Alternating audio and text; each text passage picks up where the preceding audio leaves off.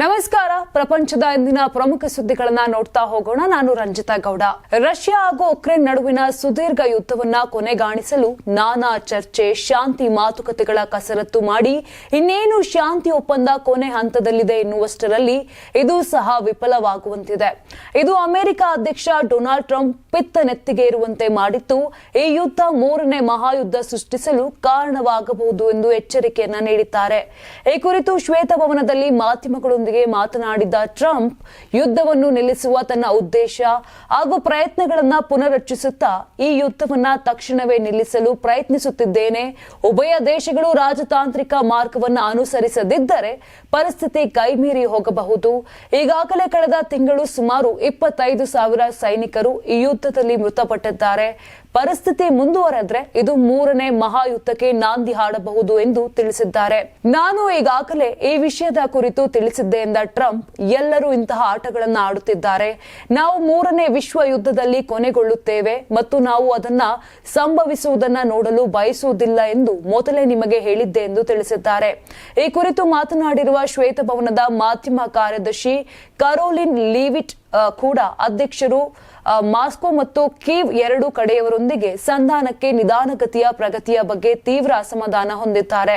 Trump ಕೇವಲ ಮಾತುಕತೆಗಳನ್ನು ನಡೆಸಲು ಸಭೆ ಆಯೋಜಿಸುವುದಿಲ್ಲ, ಫಲಿತಾಂಶಗಳನ್ನು ಬಯಸುತ್ತಾರೆ. ಅವರಿಗೆ ಇನ್ನೂ ಮಾತುಕತೆ ಬೇಡ, ಅವರಿಗೆ ಕ್ರಿಯೆ ಬೇಕು, ಈ ಯುದ್ಧ ಕೊನೆಗೊಳ್ಳಬೇಕೆಂದು ಬಯಸುತ್ತಾರೆ ಎಂದು ಹೇಳಿಕೆಯನ್ನ ನೀಡಿದ್ದಾರೆ. ವಾಷಿಂಗ್ಟನ್ ರಾಜ್ಯದಲ್ಲಿ ದಿನಗಟ್ಟಲೆ ಸುರಿದ ಧಾರಾಕಾರ ಮಳೆಯಿಂದಾಗಿ ಐತಿಹಾಸಿಕ ಪ್ರವಾಹ ಉಂಟಾಗಿದ್ದು ಮನೆಗಳ ಮೇಲ್ಚಾವಣಿಗಳು ಕುಸಿದು ಬಿದ್ದಿದೆ, ಸೇತುವೆಗಳು ಕೊಚ್ಚಿ ಹೋಗಿವೆ ಮತ್ತು ಮನೆಗಳು ನೆಲಸಮವಾಗಿವೆ. ಧಾರಾಕಾರ ಮಳೆಯಿಂದಾಗಿ ನದಿಗಳು ಉಕ್ಕಿ ಹರಿದಿದೆ, ಹೆದ್ದಾರಿಗಳ ಮೇಲೆ ಮಣ್ಣು ಜಾರಿ ಬೀಳುವುದು ಮತ್ತು ಜನರು ಪ್ರವಾಹದ ನೀರಿನಲ್ಲಿ ಸಿಲುಕಿಕೊಂಡಿದ್ದು ವರದಿಯಾಗಿದೆ. ನಂತರ 16,000 ವಾಷಿಂಗ್ಟನ್ ನಿವಾಸಿಗಳನ್ನ ಸ್ಥಳಾಂತರಿಸುವ ಆದೇಶವನ್ನ ನೀಡಲಾಯಿತು. ನಾವು ನೋಡುತ್ತಿರುವ ಪ್ರವಾಹದ ಮಟ್ಟಗಳು ಐತಿಹಾಸಿಕ ಸ್ವರೂಪದಾಗಿದೆ. ಆದ್ದರಿಂದ ಪರಿಸ್ಥಿತಿ ಎಷ್ಟು ಗಂಭೀರವಾಗಿದೆ ಎಂದು ರಾಜ್ಯಪಾಲ ಬಾಬ್ ಫಗ್ರೂಸನ್ ಗುರುವಾರ ರಾಜ್ಯಾದ್ಯಂತ ತುರ್ತು ಪರಿಸ್ಥಿತಿ ಘೋಷಿಸಿದ ಒಂದು ದಿನದ ನಂತರ ಪತ್ರಿಕಾಗೋಷ್ಠಿಯಲ್ಲಿ ಹೇಳಿದರು. ಈ ಪರಿಸ್ಥಿತಿ ಅತ್ಯಂತ ಅನಿರೀಕ್ಷಿತವಾಗಿದೆ. ಸಿಯಾಟಲ್ನ ಉತ್ತರದ ಪ್ರಮುಖ ಕೃಷಿ ಪ್ರದೇಶದಲ್ಲಿರುವ ಸ್ಕಗಿಟ್ ಕೌಂಟಿ ಸ್ಕಗಿಟ್ ನದಿಯ ಪ್ರವಾಹ ಪ್ರದೇಶದ ಎಲ್ಲರನ್ನ ಸ್ಥಳಾಂತರಿಸಲು ಆದೇಶಿಸಿದೆ. ಸುಮಾರು 78,000 ಜನರು ಪ್ರವಾಹ ಪ್ರದೇಶದಲ್ಲಿ ವಾಸಿಸುತ್ತಿದ್ದಾರೆ.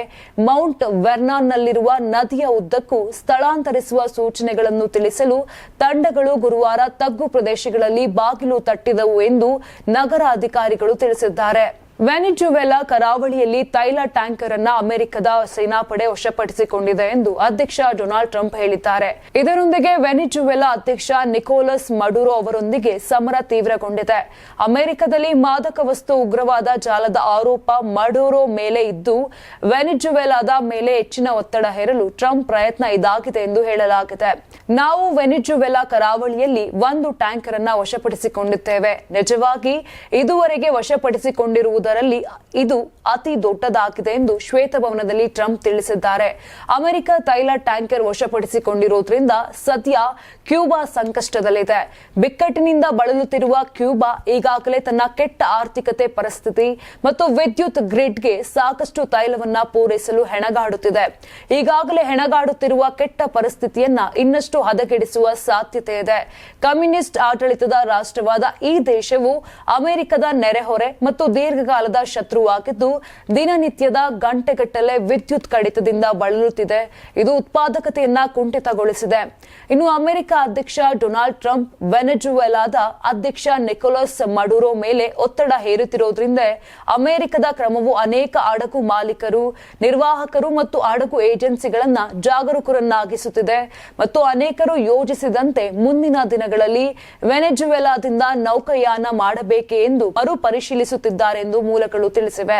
ಬಾಂಗ್ಲಾದೇಶದ ಮಾಜಿ ಪ್ರಧಾನಿ ಖಲೀದಾ ಜಿಯಾ ಅವರ ಆರೋಗ್ಯ ಸ್ಥಿತಿ ಗುರುವಾರ ರಾತ್ರಿ ಹದಗೆಟ್ಟಿದ್ದು ಅವರನ್ನು ವೆಂಟಿಲೇಟರ್ನಲ್ಲಿ ಇರಿಸಲಾಗಿದೆ. ಅವರ ಉಸಿರಾಟದ ತೊಂದರೆ ಹೆಚ್ಚಾಯಿತು, ಆಮ್ಲಜನಕದ ಮಟ್ಟ ಕಡಿಮೆಯಾಗಿದೆ. ವೈದ್ಯಕೀಯ ಮಂಡಳಿಯ ಮುಖ್ಯಸ್ಥ ಹೃದ್ರೋಗ ತಜ್ಞ ಶಹಾಬುದ್ದೀನ್ ತಾಲೂಕ್ದಾರ್ ಅವರ ಹೇಳಿಕೆಯಲ್ಲಿ ತಿಳಿಸಿದ್ದಾರೆ. ಇನ್ನು 80 ವರ್ಷ ವಯಸ್ಸಿನ ಮಾಜಿ ಪ್ರಧಾನಿಗೆ ಈ ಹಿಂದೆ ಐ ಫ್ಲೋ ಮೂಗಿನ ಕ್ಯಾನುಲಾ ಮತ್ತು ಬೈಪ್ಯಾಪ್ ಬೆಂಬಲದೊಂದಿಗೆ ಚಿಕಿತ್ಸೆ ನೀಡಲಾಗುತ್ತಿತ್ತು.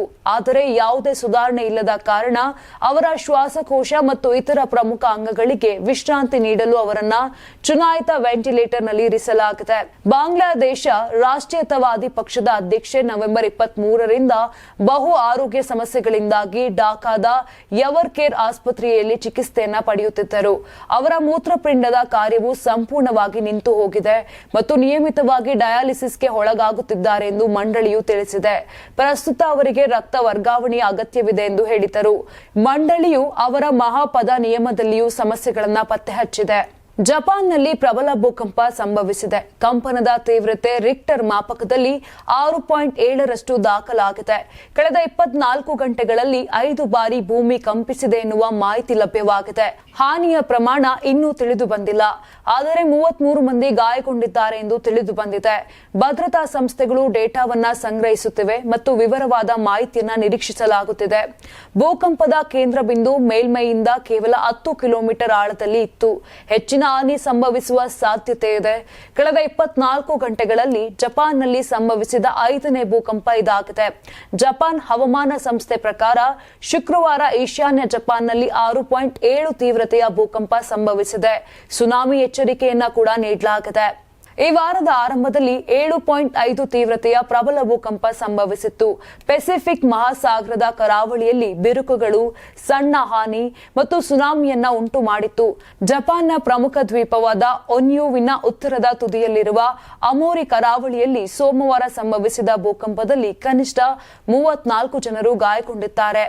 ನೋಡಿದ್ರಲ್ಲ, ಇದಿಷ್ಟು ಪ್ರಪಂಚದ ಪ್ರಮುಖ ಸುದ್ದಿಗಳಾಗಿತ್ತು. ನಾಳೆ ಮತ್ತೆ ಇದೇ ರೀತಿಯಾಗಿ ಪ್ರಪಂಚದಲ್ಲಿ ಏನೆಲ್ಲ ಬೆಳವಣಿಗೆಗಳಾಗ್ತಾ ಇದೆ, ಏನೆಲ್ಲ ಹೋಗುಗಳಾಗ್ತಾ ಇದೆ, ಆ ಸುದ್ದಿಗಳನ್ನ ಕೊಡ್ತಾ ಹೋಗ್ತೀನಿ. ನೋಡ್ತಾ ಇರಿ ಕರ್ನಾಟಕ ಟಿವಿ.